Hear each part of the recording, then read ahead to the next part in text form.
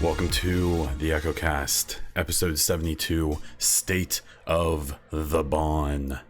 I am Baun Diesel. I make videos and stuff, stream for Division 2 and Division 1. This is a podcast about the Division 2, its community, happenings and news, and we'll talk about other games, especially today.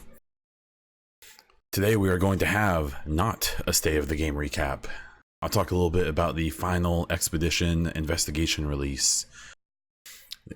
We'll talk a little bit about maybe some gear score raise discussion, some other gaming news with other games and stuff, some listener questions, and some personal and content updates. Let's just be straight up. We did not have a State of the Game, aka we had no news this week, really. So I don't know. We'll see how much I rant and whether or not this is a 20-minute episode or not. You can let me know what you think about how long I end up ranting once this is over. If you would like to support this podcast and my other content, please check out patreon.com/theechocast. Thank you to Jose, Luis, Jimmy, Mike, November, Hassan, Tim, Jim, and Ozzy. Thank you very much for supporting the show and my content and helping make it reasonable to spend this amount of time doing this stuff. Basically making it worthwhile so I can say, Bay Diesel, it's worth it, but I would do it anyways. If you are a current or a new patron, please let me know so I can send you some free stickers, and let me know your Twitch name so I can make you a VIP over there. So, like I said, we have no State of the Game. It seems like this is going to go on for a few weeks. From what Hamish said is that this won't be just this week. I'm assuming we have another couple weeks. One thing I think people need to realize is that at least most of the devs I'm aware of or that I speak to are on vacation and will be for another 2 or 3 weeks at least. So I highly suspect it's a mix of them just not having much to tell us right now, and them not really having people there to have on as guests. But I could be wrong. So, but regardless, no State of the Game recap this time, obviously. So instead, we'll talk about some other stuff. So the first thing, I'm going to jump into some Division 2 and some just general gaming news, because when we don't have State of the Game, I'm just going to talk about things I don't know much about. But with the Expedition for Division 2, we got the final, the third investigation in the Student Center at the Kinley College Expedition this week. What that means is that you could finish that, and then you could go on to collect your loot. So if you don't want spoilers on that, I guess jump ahead a few minutes. I don't really know. I don't really think there's that big of spoilers, but up to you. But long story short, you complete the investigation in the Student Center, and all of these 3 investigations that were released one by one over 3 weeks culminates in going to the basement of the chapel and opening some loot boxes.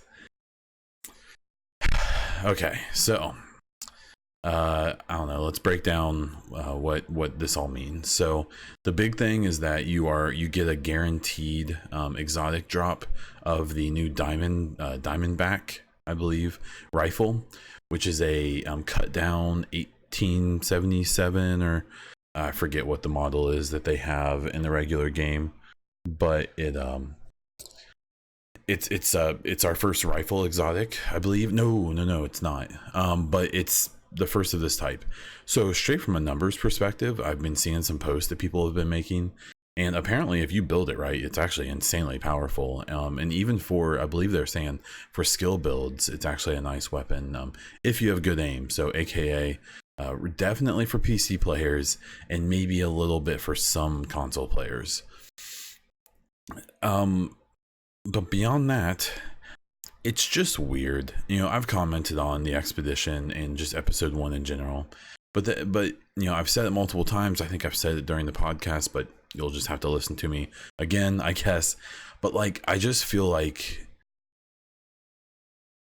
there's this combination of factors where on one hand, the expedition, each investigation, like, they were neat, and there was some intel and lore to pick up, and so you got to learn a little bit more about what happened, before the outbreak and during at this location.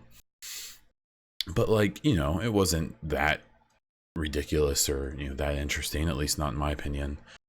And then so to like stretch it out over 3 weeks, I feel like kind of set a stage for like, oh boy, when you finish this, it's going to be worth waiting 3 weeks. And then it's just a loot room. Something I've said multiple times is that, honestly, while I kind of wish the expedition just didn't exist and was instead a different type of more interesting content, if they wanted to make it interesting, literally the one change I would like is that after completing all 3 investigations, is if I got to fight like 3 hunters in the courtyard to use that space, so it's not just a bunch of wasted space in the middle of this really beautiful area. I mean, that's, I get complaining about the content, I get complaining about the lack of the mastery system and all that stuff, but I really don't think you can say it's not a pretty area. It's definitely a cool design. It's a cool environment. It's got some of the mechanics I thought were kind of cool during the little boss fights and stuff like that, especially in the student center, like the fire-based mechanic. I thought that was all cool. I just, until they release that mastery system, I will not go back to the expedition. I have no reason to. And I don't think anyone else really does either. I think it's a decent material farming area, from kind of messing around with it. If you just want to do some kind of slightly challenging content that isn't the missions or open world stuff, I guess there's nothing wrong with going back and checking it out. I don't know. It's weird. I just feel like, I really feel like they shouldn't have time gated this. And I was thinking about it. I really hope this isn't going to reset and then only the first one will be open again, and then we'll have to wait a week and a week again. I really, really, really hope that they're just going to leave this open now. So every week or whatever, you can go back, and if you want to run all 3 and get the loot room at the chapel, you can. But to me, it's just, I don't know, it's kind of a bummer. I really wish that chapel would have been more than just, oh, well, here's the shade servers. Here's some stuff. Good job. Like, it just kind of felt like kind of a fluff at the end of kind of a meh, thing to do. Now, that said, there's some cool stuff about it. I still think Title Update 6 as a whole patch was really good, even if this wasn't the most exciting thing on Earth. And I suspect that the future episodes are going to be different. It's mostly a hunch, but we'll have to see. So yeah, I don't know. My final verdict on the expedition, I was going to do a video on it. I don't really think there's any point, to be totally honest. What I'll say is I think it's absolutely worth playing through. Get your exotic at the end, and then wait and see what the mastery system is going to be. If you like it, play through it as many times as you want. If not, or if you are indifferent, then just wait for the mastery system. That might be worth it, because I still don't really know what that means. But I suspect when they release it, I'll come check it out. Okay, so moving to non-division news for the next 3 topics. I'm going to talk about the E3 leak, the new Anthem patch, and the Ooblets controversy. So, please don't hate me.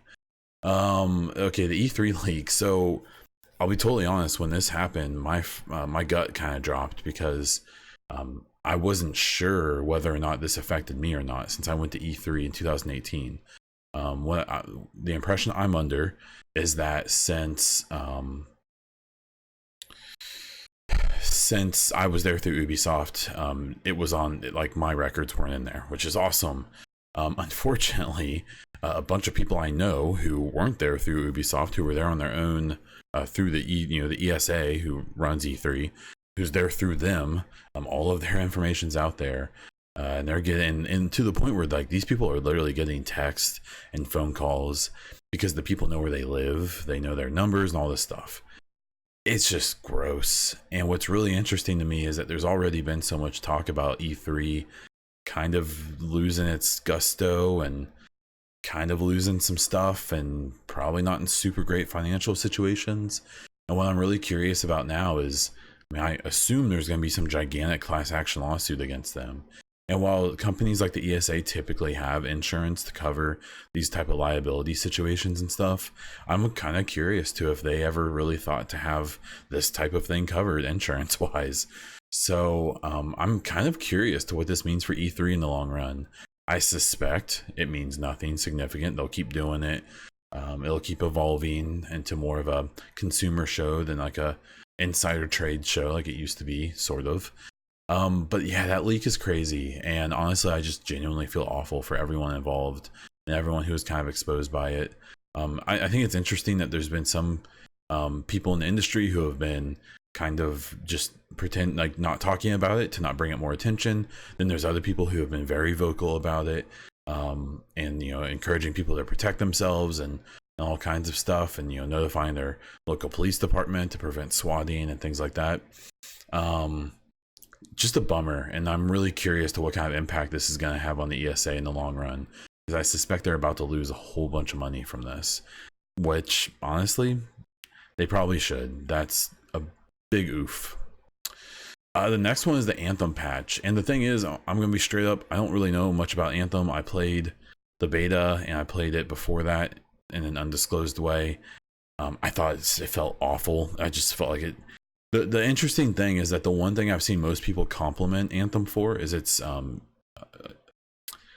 shooting. It's like actual fighting mechanics, that they really enjoy it, and I just can't even begin to understand that. But if I've learned anything over the last year or so, is that that game just isn't my type of game, which is fine.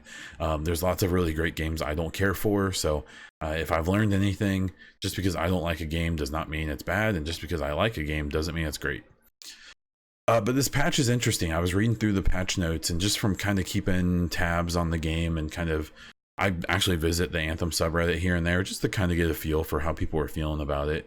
Because to me, like, Anthem was a weird game where I was so excited when it first got released, when the information, or when they revealed it, but then every time they released more information and they showed us more about the game, I cared less and less and less. So I've still kind of paid attention, almost with a morbid curiosity. While people talk about Division 2 and the problems it has, I still believe that it pales in comparisons to the issues the first game had, and Anthem just came in and just really made just a perfect example of how a AAA game should not be released, specifically a looter shooter RPG-ish type of game. Which is funny because they kind of took the reins from Fallout 76 and took some attention off of that game as it kind of slowly improved. But this patch, I'm seeing a lot of people excited about it, people who I don't think have probably played the game in months. And I think that's a good thing. It's easy to crap on it. The only animosity I have towards Anthem is that two things is I felt like it was kind of a told you so moment, where I feel like I was kind of banging the drums a little bit before that game came out, saying, hey fellas, this game looks like it's in rough shape. I don't know if this is what anyone wanted. And that kind of ended up being true, at least from what I can tell. But also that it was really interesting. There was, maybe a fairly small number of people who, when Anthem came out, even when it came out in a really god awful state, who, didn't, kind of seemed against the Division before it even came out, Division 2. And it was really funny watching some of these people like really bang the drums and be like, oh, Division 2 sucks. Look at all this stuff Anthem does. And while, like I said before, Division 2 hasn't been perfect, it's done pretty well. I still will argue. Whether you agree with me or not is up to you. But it's been a little bit nice to watch the people who just really rode this Anthem train kind of shush. But, you shouldn't be happy in other people's despair. So, let's all be better people, including myself. But it's interesting that I think the final thing with this Anthem patch to me is like, is it too late? Because they kind of went radio silent, and this Cataclysm that just got released with this patch, it's interesting, like back in the pre-release before the game came out, the Cataclysm in the first gameplay, which we now know was essentially complete bullshit, looked like it was going to be this crazy event, but they didn't actually show any of it. And now what it basically is just a different tinted color of the same world, where you have to keep completing actions to stay in it. and it's just like those old racing games where you had to hit the checkpoint before you ran out of time. I don't know. I'm curious too if all this optimism is people just hoping that they can recover some of the $60 they spent. It's the type of thing where I've always said it, that the better games are, especially games in the same genre, the better it is for gaming and for gamers. I'm glad that Destiny 2 has gotten so much better. I'm glad that Division 2 is better than Division 1, quote unquote. You can disagree with me if you want. I'm hoping that Anthem gets better, because the better those games all are, the better the other ones need to be, because they are competing with each other. I'll still make the argument that Division is kind of on its own branch away from Warframe and Destiny and even Anthem. I feel like those games are all much more similar than Division is to any of them, but they're still in the same genre, and they still do at least vaguely compete with each other. And the better each of them are, the better the games have to be, because it's a competition environment, which I think is good. And it's the more games for people who enjoy this type of genre to play. I mean, a big problem I'm seeing in the Division community, and I've seen it in other games as well, is that, you know, the Division has, you know, a good 200 or 300 hours for, I would say, most people, if you want to play it that much, before you're completely burnt out on what we currently have, even after this new DLC. But that's a lot of hours for a game that came out, you know, 4 or 5 months ago. That said, you know, I see a lot of people who seem like they've kind of no-lifed it and are still trying to, and there's not many games that are meant to do that, you know, especially so close to release. So I really think that the more good games there are out there for people to play, the more that they can enjoy all of the other games. So, you know, I really hope Anthem, I hope this patch really does kind of push them in the right direction. I still kind of have a feeling that the content that was supposed to come out for that game is going to get nixed pretty hardcore, and they're going to move on to their next project, but I'd be happy to be wrong. The final little story that kind of cropped up that I found kind of interesting was this Ooblets controversy. I watch Inside Gaming and Kind of Funny and all those, and I've, you know, paid attention on Reddit and kind of, you know, read some of the stuff myself. And what was really interesting, if you don't know what happened here, there's this kind of like weird Minecrafty farming sim Pokemon type of game called Ooblets that's coming out soon. And they decided to go with the Epic Game Store, which is a big sin nowadays. And what's interesting is, I guess they saw how other studios announced that decision and decided to say, like, hey, we're gonna do it different. And they essentially wrote what I believe to be, in the best description, sarcastic, in the worst description, antagonistic, you know, blog posts, like basically saying, hey idiots, we're doing Epic Game Store because it guarantees us, you know, money, and we want to be able to keep making games, which I think is fair. But maybe them doing it the way they did it wasn't great, and boy did they get a reaction. So the issue is that if a game announces that they're going to go Epic Game Store, they're just going to catch shit anyways from people who don't care about that game. And that's what they've even kind of talked about. What also happened was that not only was that a thing, of course, but the problem was that the attitude they took, maybe to the community that they were catering, the fairly small community, who was following the game closely, like kind of understood their humor. But the problem is, once the Epic Game Store got involved, then it becomes a big story, and then people who aren't familiar with that get involved, and that kind of cheeky tone that they took turns into kind of like a douchey tone. And honestly, I kind of felt bad for him at first. I did. I was like, man, I just don't think people are catching their drift, and this is the Epic Game Store, rah rah rah, you know. But then they came out, I believe today or in the last day or two, with this response, basically with screenshots and all this of like essentially death threats they've been receiving from people and things like that.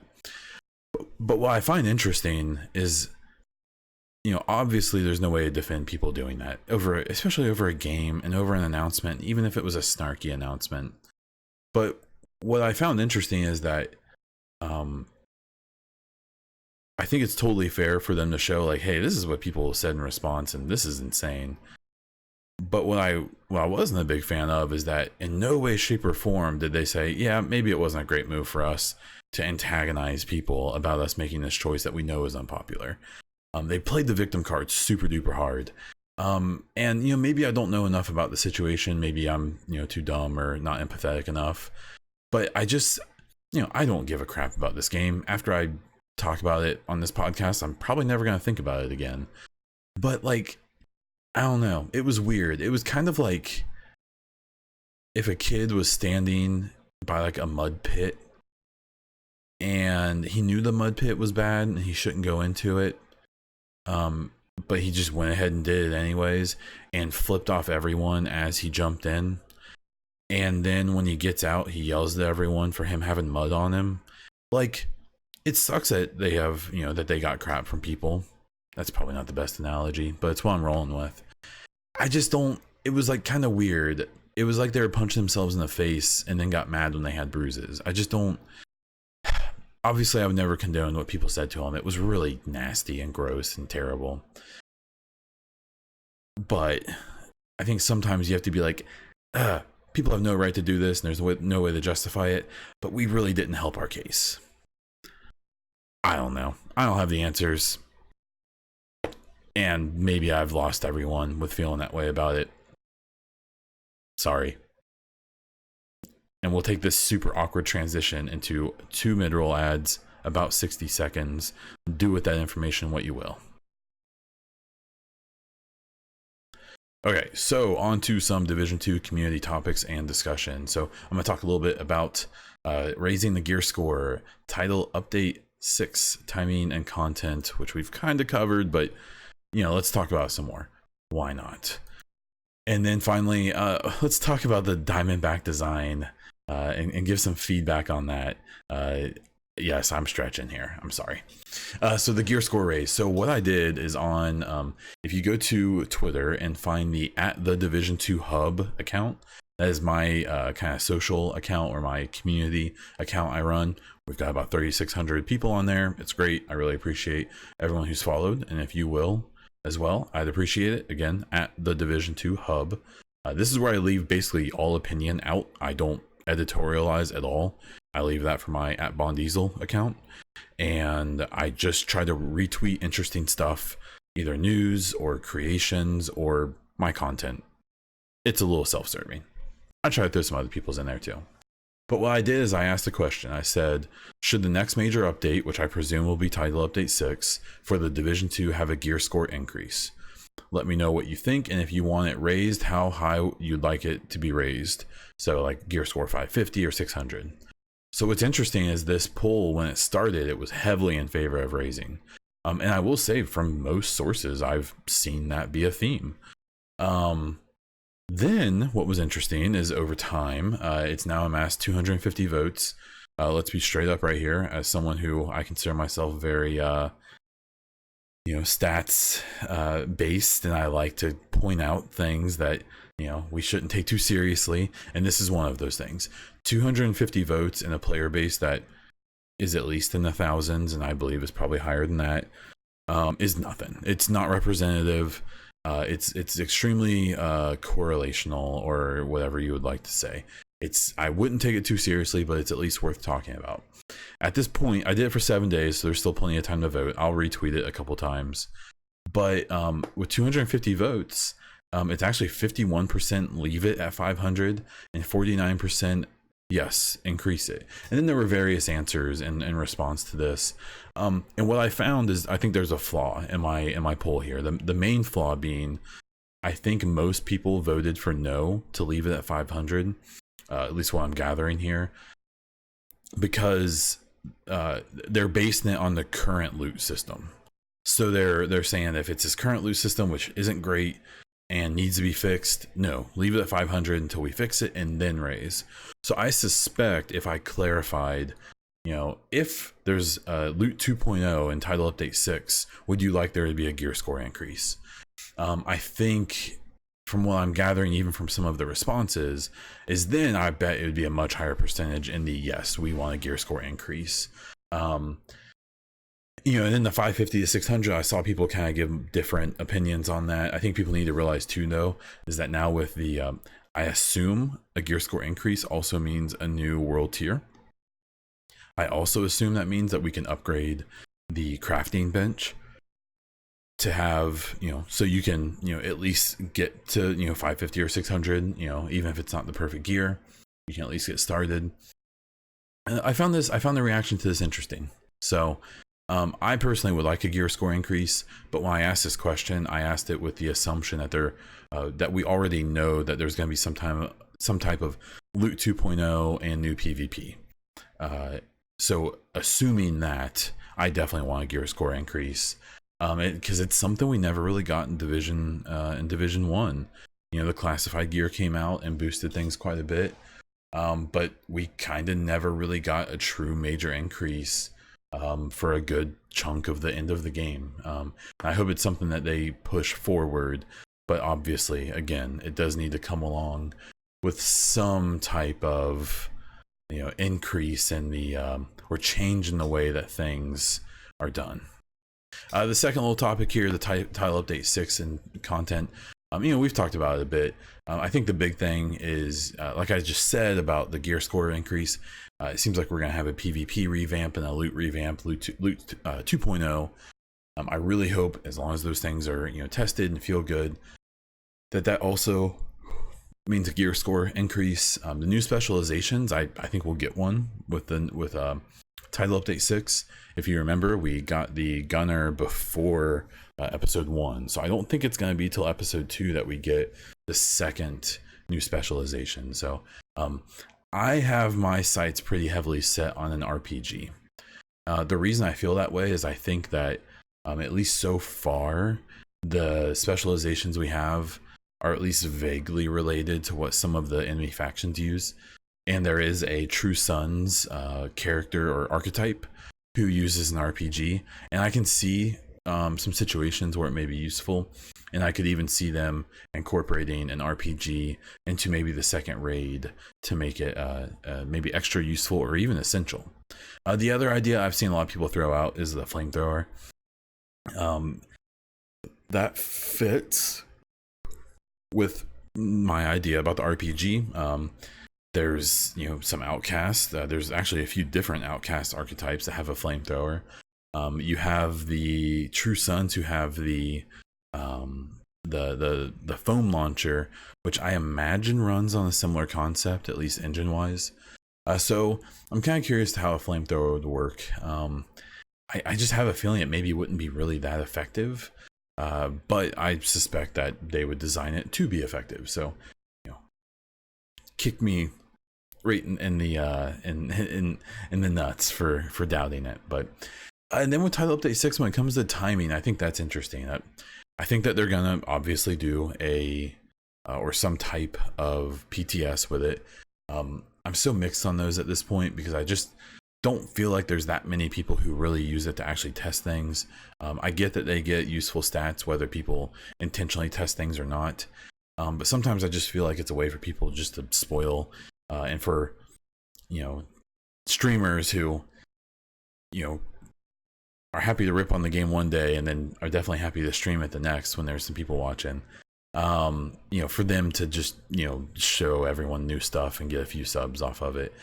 I mean, I'll just never forget with the gunner PTS before I think title update 4, when there was a decent sized streamer who literally added one of the devs complaining that he had to complete the gunner specialization stuff to unlock the gunner, and because he just wanted to show it to his viewers.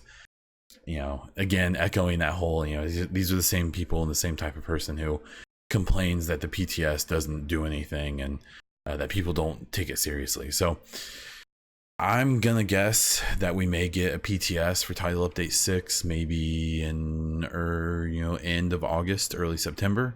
I would say by that time most of the devs will be back and probably cracking away at the upcoming content, and then maybe we would get title update 6 by the end of September, maybe beginning of October.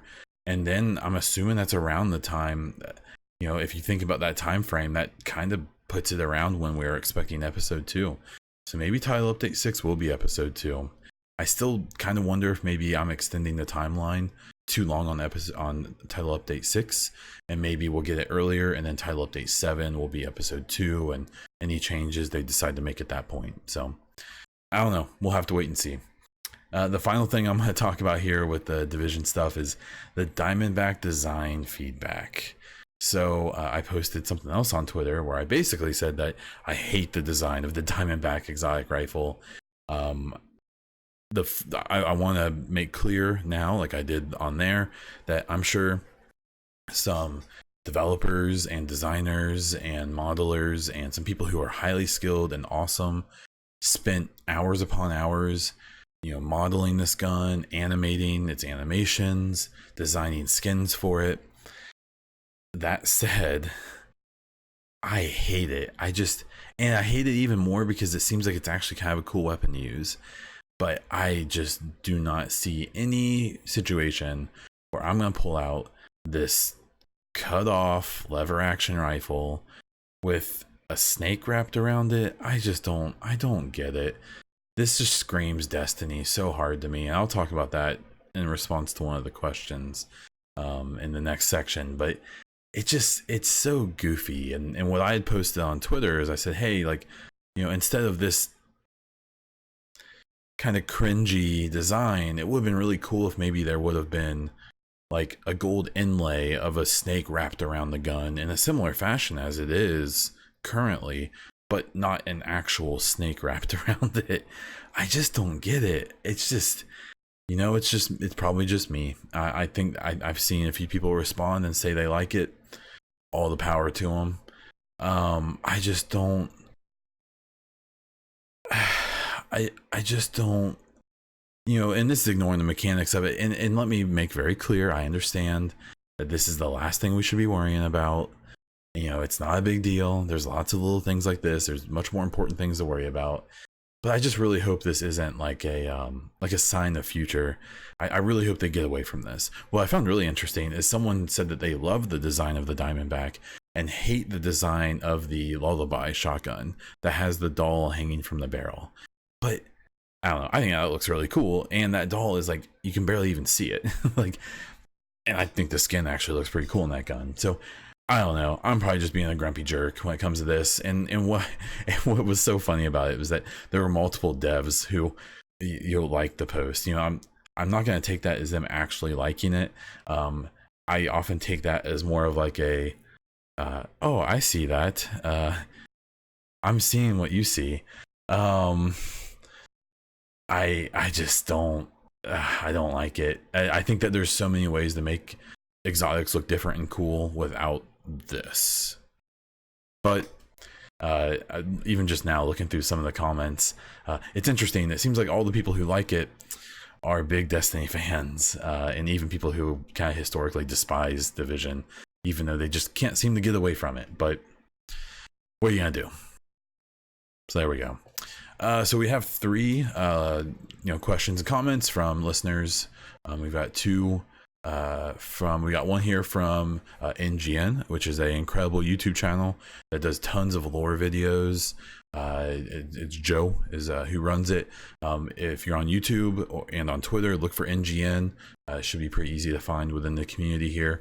Definitely check them out and check out their videos. And it's kind of along this topic. So Joe says, what are they doing with the vanity items, new clothing, and exotic weapons? It all seems a bit silly to me. So in some of the comments actually to the Diamondback comment I made, it was kind of talking about how they really feel like they're kind of trying to cater to like a Fortnite-y, Destiny-ish type of deal. The Destiny thing actually makes sense to me. I think that there's a lot of parts of this game that they've modeled kind of towards Destiny.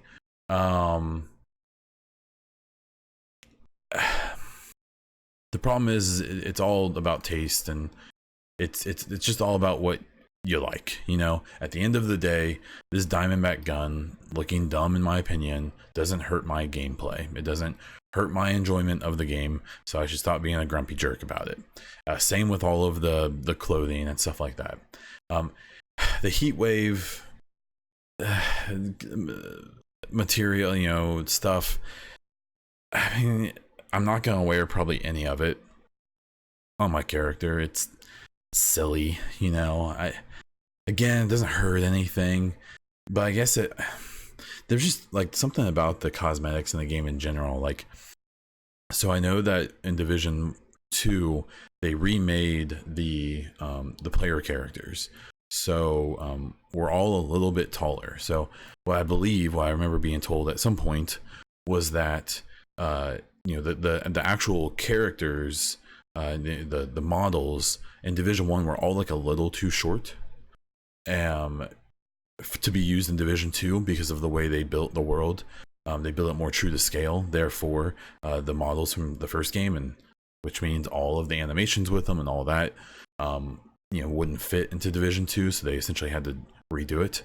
I believe, and I genuinely don't remember where I heard that, so maybe I'm making it up. But when you see how different the animations and stuff are, seems plausible. And the biggest thing is, the thing I've noticed the most, I've gone back to Division 1 a couple times just to catch some screenshots and stuff, or videos I did, or just some comparisons I wanted to make, just for my own good. But the thing is obviously it's a completely different type of clothing in the first game, right? But there's just something so much more sleek and so much more like streamlined about the way the clothes fit on the characters in the first game. Just all of the articles of clothing just seem more fitted, or more like they just look better on the character models. Where in Division 2, I've figured out a few clothing sets that I like the way they look, but it's just, and I get like from a seasonal thing, like the clothes will be a little bit baggier. They won't be, we're obviously not wearing like heavy winter coats anymore and things like that. But there's just something about the characters in the first game that just felt so much more like slim and sleek and kind of aerodynamic and cool looking. I don't know. For me, it's a big thing of like when the first game came out, my first microtransaction buy with the first game was actually that military pack that had the urban, woodland, and snow camos and clothing sets and helmets. And I honestly wore that stuff for 3 years, the entire time the game was out. Especially the helmets. The helmets looked really cool. And I guess for me, like, because I had that stuff and I thought that looked really cool and felt appropriate, I didn't mind when all the goofy masks came out and all the other items. Where this time I feel like it's kind of in reverse. I feel like we're getting all this goofy stuff at the beginning, which is fine. But I feel like I'm kind of missing out on having some more like kind of cool tactical looking gear and stuff like that. One interesting thing I found was if you look up like concept art for Division 2, I assume some type of restriction on when they could release all of that. The artists who like were contracted on the game and did a ton of concept art. There's an artist, and I can't remember him off the top of my head right now, but there's an artist who did art for Division 2 and did a bunch of concept like gear sets and just clothing setups. And it was specifically some of the outfits where you can't pick which pieces you want, the whole ones, and some of them look really, really cool. So there's something that kind of has me hoping that some of those cosmetic, or at least that idea, is coming in another event or something like that. But we'll have to wait and see. But I don't know. I agree that it all seems a little bit silly. Again, as long as I can get some stuff I feel like I like more, I won't really care how silly the stuff is. But I'm also just a grumpy old man, so you can be grumpy with me, Joe. And then DeCorpus says, what is your opinion on guaranteed exotics versus grinding objects versus RNG ones? So what I'm assuming we're comparing here is guaranteed exotics, sort of like the Diamondback in the Expedition, as opposed or versus grinding, like the P90 exotic, where you had to collect pieces, or the, why can't I think of the names of these right now? Of course I can't. The exotic sniper rifle, where you had to collect pieces and then craft it, versus RNG ones, I believe, like the non pre-order lullaby. I think they all have a place. Personally, I really enjoy the grinding ones. I thought getting that P90 and that sniper and the pistol were all fun. I enjoyed doing those. Those were those little quests that, if anything, I would I'd be pretty cool if they were way more intricate and they were much more complicated. Maybe somewhat randomized. So, the first person doesn't do it, put it on to Reddit, and now everyone knows how to do it. It'd be kind of cool for me if maybe it was a little bit randomized and everyone had to kind of figure out their own way to get the exotic. Obviously, the guaranteed ones and the RNG ones, I think, have their place, depending on the content and so on and so forth. But I think they all have their place, and I really like them all. But I think the ones I enjoy the most is the grinding the different materials one. And then I have a question from Patreon, from I believe my newest Patreon, Jose, who said, kind of a long one here, so stick with me. What gear sets should we expect in Division 2? I'm a longtime Destiny player, but was disappointed in Destiny 2. What really hooked me about Destiny was the gear sets, co-op missions, and monthly or seasonal events. What do you think the Division 2 can do in the future to create excitement for the gear sets and seasonal events? Thank you very much for the question. I think that gear sets need to be simplified and probably heavily modified. The ones that we currently have, I haven't played the ones that you can only get in the raid because I haven't messed with the raid very much. But the gear sets we have otherwise are okay, but they shouldn't be meta, right? We don't want another classified situation where they release classified sets and now all of a sudden 2 or 3 are the only things worth running, right? So I'm glad that they didn't do gear sets in such a way where they became the default or the meta that you had to run, basically, at least in PvP. But what I do think we need is maybe for the gear sets to do something like really, really well. Even if it's a fairly niche thing, but maybe something that's, maybe have a gear set that's 100% specifically based on people who want to solo content in a certain way. And then people who want to fill a very specific role in like a PvP situation, or even in like a heroic or raid type of situation. I think there was an idea floated at one point, which I don't know if it's going to happen or not, but reducing gear sets down to 4 pieces to allow people to use the 2 extra pieces of brand gear, or even exotic gear, to complement the gear sets. I personally would like that. And then when you talk about the seasonal events and stuff like that, someone that I follow on Twitter and who's pretty well known on Gamertag Radio, Paris, talked about how he feels like the Division 2 needs the seasonal events again. And I agree. I do think, and now, so he was saying it more in the sense of having modifiers in the world to make grinding missions more fun. My rebuttal was, that's cool, but we cannot get classified gear again. That ruined the build diversity in the first game, in my opinion. 1.7.1 was the end of build diversity, even with how very little there was anyways, but it killed it off even more. So I really think that I think it'd be cool if we got those type of things.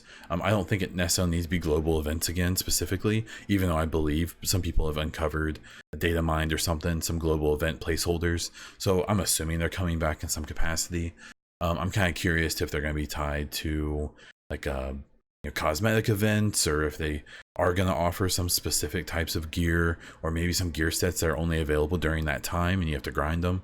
Actually, that'd be kind of cool, as long as it's reasonable and not not classified gear again. I'll say it one more time, but I think that we'll definitely get that stuff, and I think the way to the biggest factor in all of those things is going to be, 1, making gear sets worth using, whether they're new or old, and 2, this loot 2.0 and change of the RNG, and basically just revamping the way that the loot works in this game.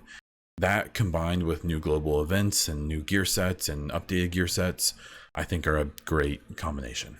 So thank all 3 of you for your questions. If you have any questions, please let me know in my Discord, on YouTube, in the comments. If you're a patron, check it out there, patreon.com/theechocast, or on Twitter. I've been trying to post things on there, so you have a chance to ask questions anywhere and everywhere. I'm happy to answer. The last bit here is a little bit of update with us. So we actually have, I'm recording this on Wednesday evening, we have our final doctor's appointment tomorrow. So depending on when you listen to this, that's when they'll kind of do a final check and see if anything's moving along. If not, we'll probably have one more appointment. And then maybe we'll probably schedule an induction or C-section or whatever we have to do. But honestly, between now and the next Wednesday when I am supposed to record this, I have no idea what's going to happen. Content wise, I am obviously going to pull back a little bit once the baby's born. I kind of want to pull back to probably just the podcast, because I can do this in a couple hours, from beginning to end. And maybe a stream or maybe 2 a week, for like an hour is my goal.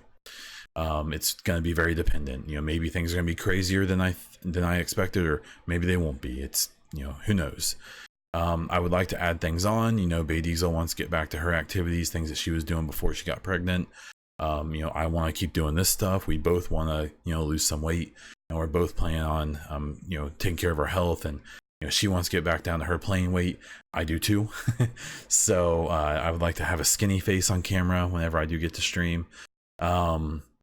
So, just please be patient with me. If you're a patron, I appreciate it. If you can't stick around because you don't feel like it's worth it, I totally understand. Same with my Twitch subs, but anyone who's willing to stick around and stick this out with me, I appreciate you either way. If you're giving me your time, you're listening to this, especially at the end of this show, which is way longer than I thought it would be. I just really appreciate you. Thank you so much for hearing me out. Please don't feel obligated to support in any way, shape, or form. If you do, super awesome. Thank you very much. And that's where I'm going to wrap that up. So maybe the next time you hear my voice, it will sound very tired from caring for a newborn, or not. And then you'll have to wait another week. Trust me, it's killing me way more than it's going to kill you. If you want to support the podcast or any of my other content, please check out my Patreon at patreon.com/theechocast. If you're on iTunes, please rate the podcast and leave a review. It helps me a ton. I am Baun Diesel on Twitch and Twitter, where you can catch me streaming and catch me spitting out my word vomit and arguing with people. Check out the Division 2 Hub on Twitter if you want to get information from me, but not my opinion. I do not blame you. That is all I have. So, until next time.